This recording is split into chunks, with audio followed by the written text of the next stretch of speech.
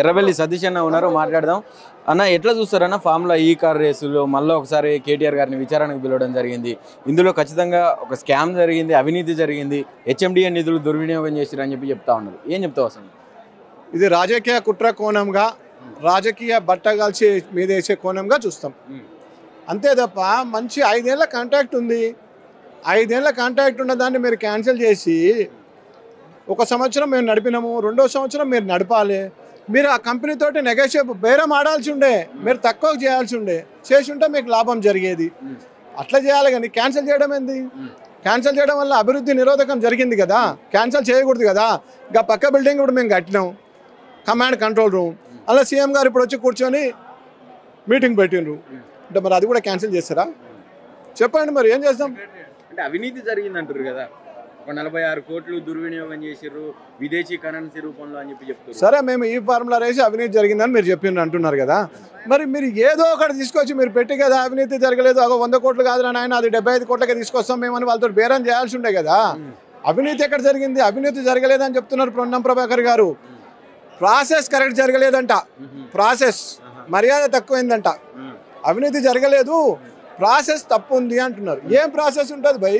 IOB bank నుంచి direct కంపెనీకి డబ్బులు పోయినాయి, అక్కడ కంపెనీ కూడా వచ్చిందని వాడు లండన్లో కేసు వేసిండు ఆర్బిట్రేషన్గా. ఎందుకంటే 10వ షెడ్యూల్ మీరు క్యాన్సిల్ చేసిండు. నాకు 5 సంవత్సరాల అగ్రిమెంట్ ఉండే, 1 సంవత్సరమే నడిచింది, 2వ సంవత్సరం కంటిన్యూ చేయలేదని చెప్పి ఆల్రెడీ కేసు వేసిండు అక్కడ. ప్రపంచ స్థాయిలో అంతర్జాతీయ కేసు ఉంది తెలంగాణ రాష్ట్రం మీద. వీళ్ళు అక్కడ పార్టిసిపేట్ చేయకుండా ఇక్కడ ఈ కేటీఆర్ గారిని ఏదో రాజకీయ బట్టగాల్చి మీద వేసి ప్రజల స్పందన బాగా వస్తుంది, 18 నెలల్లో మేమేం అభివృద్ధి చేయలేదు, ఇక్కడ లంక బిందెలు ఏం దొరకలేదు, మాకు ఎటు చేయాలన్నా ఒక ఐడియా రావట్లేదు, అభివృద్ధి ఆగిపోయింది, ఏం చేయాలి? ఈ కేసు అనాలి, ఏదో విధంగా బట్టగాల్చి మీద వేయాలి.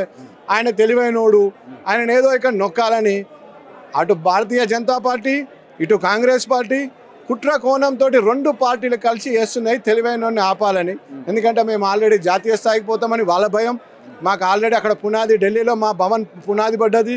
మేము ఇక్కడ ఏదో ఒక రోజు తప్పక మేము ఈ భారతదేశంలో క్రియాశీలక పాత్రగా వహిస్తాం. ఈ బీఆర్ఎస్ పార్టీ 100% ఉంటాం.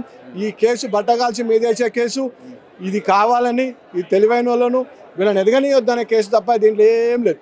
అయితే నిజంగా మీరు అన్నట్టు ఇప్పుడు దీంట్లో ఏం అవినీతి జరగకుంటే మరి మీరు దీన్ని ఎట్లయితే ఎంకరేజ్ చేస్తూ ఉన్నారో, తెలంగాణ బ్రాండ్ ఇమేజ్ పెంచడం కోసం కేటీఆర్ గారు చేసిర్రు, ఈ ఫామ్లో ఈ రేసుని తెచ్చిర్రు అని ఎట్లయితే అంటారో, అదే మాటలతోటి అదే చెప్పి మన ఇప్పుడున్నటువంటి ముఖ్యమంత్రి రేవంత్ రెడ్డి గారు అందాల పోటీలు నిర్వహించారు. మరి దాన్ని ఎందుకు వ్యతిరేకిస్తున్నారు? అందాల పోటీని మేము వ్యతిరేకించట్లేదు.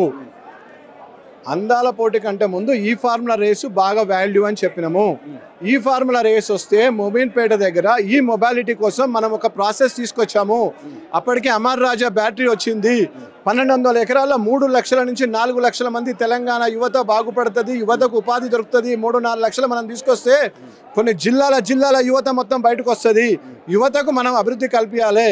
కొట్లాడి మనం తెలంగాణ రాష్ట్రం తీసుకొచ్చిన రాష్ట్రాన్ని ఏ విధంగా మనం పట్నం పల్లె బ్యాలెన్సింగ్గా లేపాలని ఇట్లాంటివన్నీ తీసుకొచ్చి హైదరాబాద్ను ప్రపంచ స్థాయిలో ఒక ఐడెంటిటీ కోసం, ఒక గుర్తింపు కోసం 35,000 మంది డైరెక్ట్ వచ్చి వీక్షించిండ్రు. 50 కోట్ల మంది లైవ్లో ప్రపంచ దేశాలలో చూసిండ్రు. అంత పెద్ద ఈవెంటు అందాల పోటీకి ఈ ఫార్ములా కలపడం అనేదే పిచ్చి ఆలోచన. అందాల పోటీకి అంత లేదు.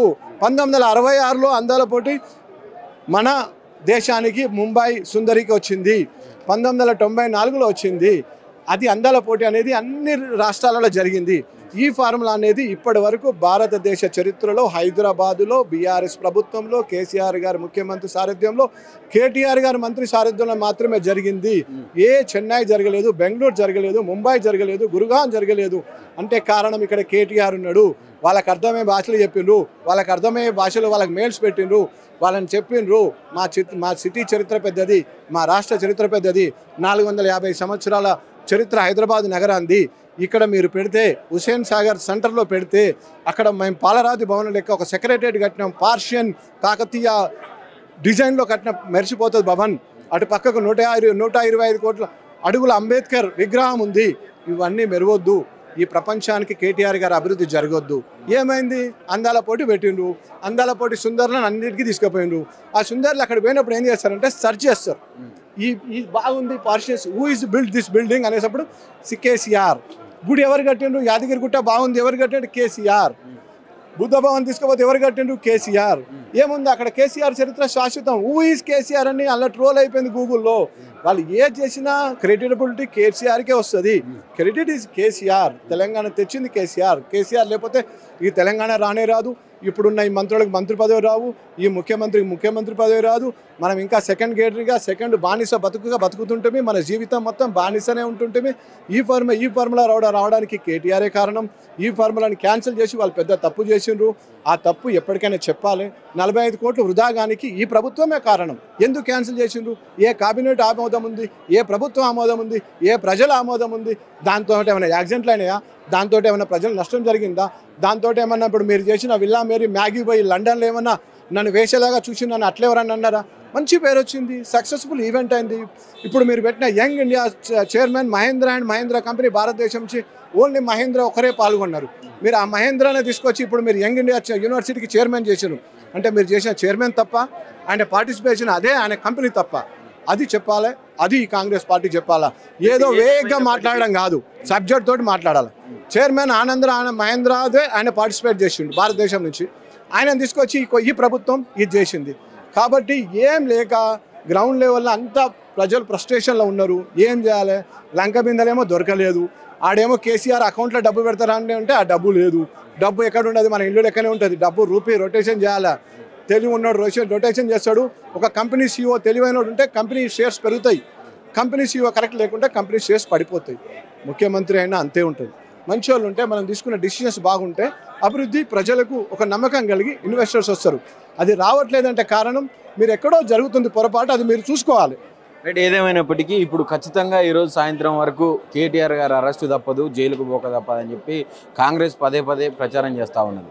మీరేం చెప్పదలుచుకున్నారు ఒక బీఆర్ఎస్ పార్టీకి?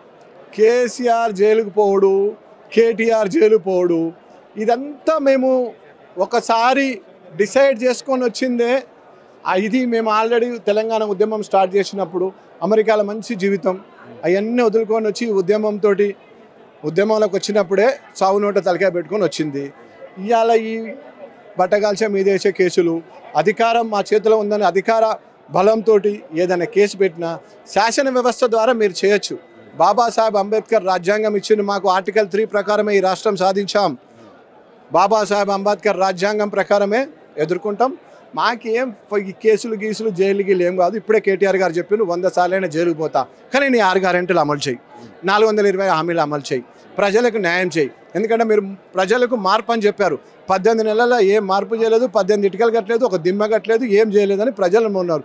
ఆ ప్రజలు ఫ్రస్ట్రేషన్లో ప్రజలు ప్రశ్నిస్తున్నారు. కాబట్టి దీన్ని డైవర్షన్ చేయడానికి ఒకసారి కేసీఆర్ అంటారు, ఒకసారి హరీష్ గారు అంటారు, ఒకసారి కేటీఆర్ అంటారు. ఇక్కడి నుంచి పోయి దాంట్లో ఉన్నాడు కాళేశ్వరంలో. ఇక్కడ ఒక ఎమ్మెల్యే ఉండే మా దగ్గర ఉన్న రోజులు ఉన్నాడు. పొద్దు తిరుగుడు పూలేక అడువై పోయాడు తుమ్మల నాగేశ్వరరావు గారు. ఆయన సంఖ్యలు ఉండగానే ఆయనను పిలవదు కాళేశ్వరం. సబ్ కమిటీలో హరీష్ గారు ఉన్నారు, తుమ్మల నాగేశ్వరరావు గారు ఉన్నారు, ఈటల రాజేందర్ గారు ఉన్నారు. మరి తుమ్మల నాగేశ్వరరావు గారు మీ పార్టీలో మారంగానే ఆయన పునీతుడు అయిపోయిందా? ఆయనకి ఏమైనా మంచి జరిగిందా? మరి ఎందుకు పిలవలేదు ఆయనను? అంటే ఇది ఇప్పుడున్న రాజ్యాంగం డెమోక్రసీ ప్రకారం నడుస్తున్న ఈ ప్రభుత్వం. ప్రజలు అన్నీ గమనిస్తున్నారు. ప్రజలకు ఆల్రెడీ ఇప్పటికే 18 నెలల్లో చైతన్యం వచ్చింది. ప్రజలు ఇప్పటికే ఆలోచిస్తున్నారు. తగిన సమయంలో తగిన గుణపాఠం, తగిన బుద్ధి చెప్పడానికి ప్రజాక్షేత్రంలో మీకు శిక్ష తప్పదు. జై తెలంగాణ, జై కేసీఆర్, జై కేటీఆర్.